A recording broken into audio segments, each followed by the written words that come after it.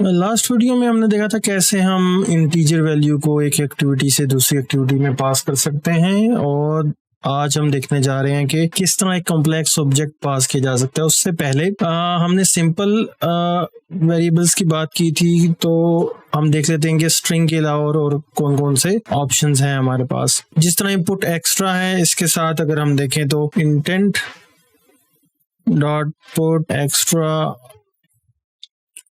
so you can see that कि हम int, byte, character, long, float, array, short, double और जितनी भी सिंपल डाटा टाइप्स हैं, प्रिमिटिव डाटा टाइप्स हैं, सारी की सारी बेच सकते हैं। एग्जांपल के लिए हम इंटीजर बेच के देखते हैं, और इसको मैं कर देता हूँ यूज़र आईडी, और यहाँ भी मैं 1 पास कर देता हूँ। ठीक है, और दूसरी एक्टिविटी में जो हमारे सेकंड एक्टिविटी थी, यहाँ से हम वो इंटीजर रीड करने की ट्राई करते हैं। Int user ID intent dot gate. अब यहाँ पे जैसे ही हम गेट टाइप करते हैं तो सारे के सारे ऑप्शन हमारे पास अवेलेबल हैं, जैसे कि आप देख सकते हैं get byte extra, character extra, boolean extra, double, इसके अलावा लॉन्ग, इंटीजर। ठीक है, तो हमारे केस में हमें चाहिए इंट एक्स्ट्रा। ठीक है, इंटीजर नहीं, मतलब कि इंट एक्स्ट्रा। तो इसको हम की पास करते हैं। हमारी की है यूजर आईडी, जो हमने कॉलिंग एक्टिविटी से, जो हमारी मेन एक्टिविटी है वहां से पास की है, और इसको एक डिफॉल्ट वैल्यू हमें देनी पड़ेगी। इन केस अगर वो नहीं मिलती वैल्यू, तो डिफॉल्ट वैल्यू क्या सेट की जाए इसको, तो हमने 0 कर दिया। और इसी के साथ हम अगर यहाँ पे इसको पास कर देते हैं यूजर आईडी, और इसके साथ हम इसको कंकैटिनेट कर देते हैं and name is user name. ठीक है, तो अब इसको एक बार रन करके देख लेते हैं कि क्या वैल्यूज हमें रिसीव होती हैं सेकंड एक्टिविटी में। तो इस तरह से नेविगेट के बटन पे क्लिक किया, you can see that toaster आया, जिसमें हमें 1 वैल्यू रिसीव हो गई। ठीक है, आप देख सकते हैं 1 and name is the random string. ठीक हो गया। तो this is how we can pass primitive data types from one activity to another, and we can read simply by getting the context using the get int. We can get those value by calling the get intent method. Now जो आज का main agenda है कि हम किस तरह से complex objects पास करें, उसके लिए हम एक क्लास ऐड करते हैं, और उस क्लास को नाम देते हैं यूजर मॉडल।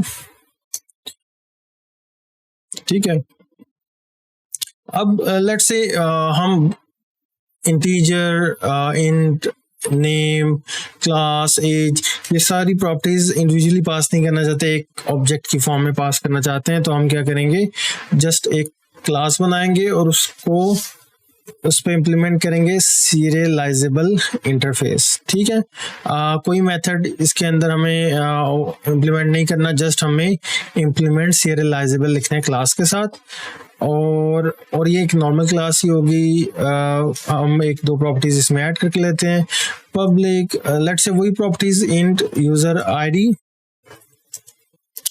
और पब्लिक स्ट्रिंग यूजर नेम, और एक कंस्ट्रक्टर हमें चाहिए होगा कि हम उसको सेट कर सकें इन 2 वैल्यूज को, इंट आईडी और स्ट्रिंग नेम।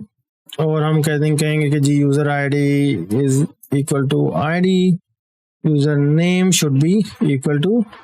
ठीक है, ये हमारा कॉम्प्लेक्स ऑब्जेक्ट बन गया। इसमें चाहे अब आप क्लासेस के रेफरेंस ऐड करें, चाहे लिस्ट ऐड करें, चाहे जो मर्जी डाटा स्ट्रक्चर ऐड करें, लेकिन जो मेन क्लास है उसको इम्प्लीमेंट करना पड़ेगा सीरियलाइजेबल। अब हम चले जाते हैं अपनी मेन एक्टिविटी में। अलॉन्ग विद दोस 2 वैल्यूज हम कॉम्प्लेक्स टाइप भी पास करते हैं। इसको इंटेंट डॉट पुट एक्स्ट्रा, इसको नाम देते हैं यूजर डिटेल, और हम इसको एक ऑब्जेक्ट पास करते हैं, new user model, let's say ID was 1 and the name was Usman. ठीक है, ये तो हमने कॉम्प्लेक्स ऑब्जेक्ट पास कर दिया, passing complex object to the second activity.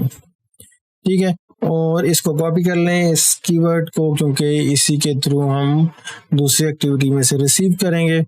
यहाँ पे हमें अब एक ऑब्जेक्ट बनाना है, pull complex object from the intent, और हम यहाँ पे करेंगे user model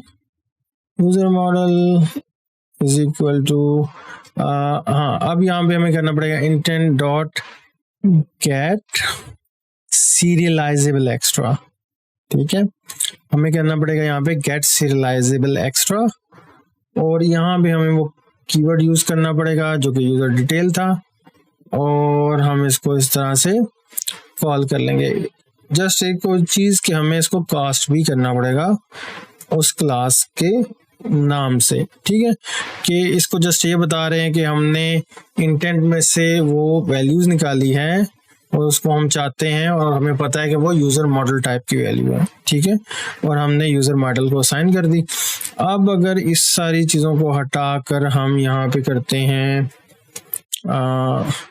user ID is, और इसको कनकैटिनेट कर लेते हैं इसके अंदर यूजर मॉडल डॉट आईडी, और दोबारा से हम कनकैटिनेट करेंगे एंड द नेम इज, और कनकैटिनेट कर लेते हैं user model dot user name. ठीक है, तो टोस्ट में हमने यूजर आईडी और नेम जो है वो मॉडल में से निकाल के कनकैटिनेट कर दिया। अब इसको एक दफा एग्जीक्यूट करके डबल चेक कर लेते हैं। Let me rerun the application. Okay, let me click the navigate, और आप देखते हैं कि user ID is 1, let me go back, user ID 1 and name is Usman. ठीक है, दिस इज हाउ आप एक कॉम्प्लेक्स ऑब्जेक्ट एक एक्टिविटी से दूसरी एक्टिविटी में पास कर सकते हैं। तो ये था मेन टॉपिक आज का हमारा। इसके साथ एक छोटी सी टिप के कैसे हम डिफॉल्ट एक्टिविटी या स्टार्टअप एक्टिविटी सेट कर सकते हैं एक एंड्रॉयड प्रोजेक्ट के अंदर। लेट्स से हम एक नई एक्टिविटी यहाँ पे ऐड करते हैं, और हम एम्प्टी व्यू एक्टिविटी ही ऐड करते हैं। ठीक है, और इसमें लैंग्वेज हम जावा सेलेक्ट करते हैं, we can use Kotlin as well, लेकिन क्योंकि ये सारी सीरीज जावा बेस्ड है तो हम जावा ही सिलेक्ट करेंगे। यहाँ पे आपको एक चेक बॉक्स नजर आ रहा है कि इसको हम लॉन्चर एक्टिविटी बना सकते हैं। लॉन्चर एक्टिविटी का मतलब जैसे एक्टिविटी ऐड करेंगे तो नेक्स्ट टाइम जब एप्लीकेशन रन करेंगे उससे ऑनवर्ड यही नई activity as a launcher activity initialize हो जाया करेगी। लेट्स से हम इसको भी यहाँ से डिसलेक्ट कर देते हैं। ठीक है, और यहाँ पे हम कर देते हैं, इसका नाम कर देते हैं डैशबोर्ड एक्टिविटी। ठीक है, एक्टिविटी अंडरस्कोर डैशबोर्ड, ठीक हो गया, और इसको हम फिनिश कर लेते हैं। ठीक हो गया। अच्छा, अब ये एक्टिविटी ऐड तो हो गई है, लेकिन अगर हम दोबारा से एप्लीकेशन रन करेंगे तो ये लॉन्चर एक्टिविटी हमारी नहीं बनेगी। ठीक है, एक्टिविटी अंडरस्कोर डैशबोर्ड, ये क्या रहा है भाई, cannot resolve method this। Okay, तो ये कंपाइल हो रहा था आई गेस सोल्यूशन। ओके, अगर हम इसको रन करते हैं तो ये एक्टिविटी अभी हमें नजर नहीं आएगी, क्योंकि एक्टिविटी ऐड हो गई है लेकिन किसी दूसरी एक्टिविटी के साथ लिंक नहीं हुई है। ठीक है, तो हमें ये नजर नहीं आएगी। उसको दिखाने के लिए हमें या तो उसको लिंक करना पड़ेगा, एक्टिविटी पे नेविगेट करना पड़ेगा, और दूसरा तरीका ये है कि हम नई वाली एक्टिविटी को लॉन्च एक्टिविटी बना के चेक कर सकते हैं। ठीक है, जिस तरह मैंने भी चलाया तो नेविगेट आया, नेविगेट क्लिक किया तो हम सेकंड एक्टिविटी में मूव करके, और दिस इज सेकंड एक्टिविटी, और यहाँ कुछ नहीं हो रहा, हम यहाँ से ज्यादा बैक जा सकते हैं और फिर वही इनिशियल मेन एक्टिविटी नजर आ रही है। उसको लॉन्चर बनाने के लिए एक तो वो तरीका था जो कि यूआई पे एक चेक बॉक्स आ रहा था, दूसरा तरीका ये आप मैनिफेस्ट का फोल्डर एक्सपैंड करें, इसमें एक फाइल पड़ी हुई है एंड्रॉइड मैनिफेस्ट डॉट एक्सएमएल, इसको ओपन करें और इसमें अगर आप देखें तो ये सारी की सारी एक्टिविटीज़ यहाँ पे लिस्ट हुई हुई हैं, ठीक है, जितनी भी एक्टिविटीज़ आपने ऐड की हुई हैं। अब जो नई वाली एक आप क्रिएट करेंगे ना, वो आपने ढूंढनी है, मोस्ट प्रॉब्ली वो टॉप पे ये नज़र आ रही होगी पहली एक्टिविटी ऊपर से। आप क्या करें, जस्ट इस नाम को यहाँ से कट करें और इसको ले जाएं उस एक्टिविटी में जिसमें इंटेंट फिल्टर ऐड हुआ है, ये वाला एक्शन मेन का और दूसरा कैटेगरी लॉन्चर का, ठीक है। और इसकी जगह, इस नाम की जगह रिप्लेस कर दें और यहाँ पे लिख दें जाके जो यहाँ पे नाम था उसको ऊपर ले जाएं, मेन एक्टिविटी, ठीक है। उस मेन एक्टिविटी को नॉर्मल एक्टिविटी बना दिया और नई वाली एक्टिविटी को हमने लॉन्चर एक्टिविटी बना दिया। और अब अगर हम एप्लीकेशन को रन करेंगे तो फर्स्ट टाइम जो एक्टिविटी लॉन्च होगी वो मोस्ट प्रॉब्ली एम्प्टी होगी, क्योंकि डैशबोर्ड एक्टिविटी जो थी हमारी वो बिल्कुल एम्प्टी थी। वो कैसे आप देख सकते हैं, और अगर मैं इसका यूआई ओपन करूं तो ये बिल्कुल एम्प्टी है, ठीक है। तो जस्ट आपको शो करने के लिए यहाँ पे मैं एक ऐड करता हूँ टेक्स्ट व्यू और मैच पेरेंट और रैप कंटेंट, और इसके अलावा टेक्स्ट ऐड कर देते हैं कुछ, दिस इज डैशबोर्ड, ठीक है। ऑलराइट, इसके अलावा स्टिल एरर आ रहा है, तो क्योंकि कॉन्स्टेंट लेआउट है, अभी तक हमने डिस्कस नहीं किया, ये क्या है, हमें इसमें कुछ कॉन्स्टेंट ऐड करने पड़ेंगे अपने कंट्रोल के साथ, उसके बाद ये एरर आना हमारा बंद हो जाएगा, ठीक है। Let me try to add, okay, 2 constant add कर दिए और इसके अलावा इसको हम ऊपर से भी लिंक कर देते हैं, ठीक है। तो हमने जब उसको लिंक कर दिया उसकी बाउंड्रीज के साथ, तो ये एरर आना बंद हो गया, ठीक है। कॉन्स्टेंट्स क्या हैं ये भी हम फ्यूचर वीडियोस में डिटेल में डिस्कस करेंगे। अभी तक के लिए जस्ट डैशबोर्ड दिखाने के लिए मैंने एक लेबल ऐड कर दिया है। रीलॉन्च करता हूँ इसको तो हमारी जो डैशबोर्ड एक्टिविटी है, अब इसमें एक लेबल नजर आ रहा है और वो हमारी लॉन्चर एक्टिविटी बन चुकी है। It's running, you can see now this is dashboard, ठीक है। तो इस तरह से आप मैन्युअली भी एक लॉन्चर एक्टिविटी ऐड कर सकते हैं और थ्रू यूआई भी उसको लॉन्चर एक्टिविटी बना सकते हैं। So in case of any question, please do ask in the comments and keep coding.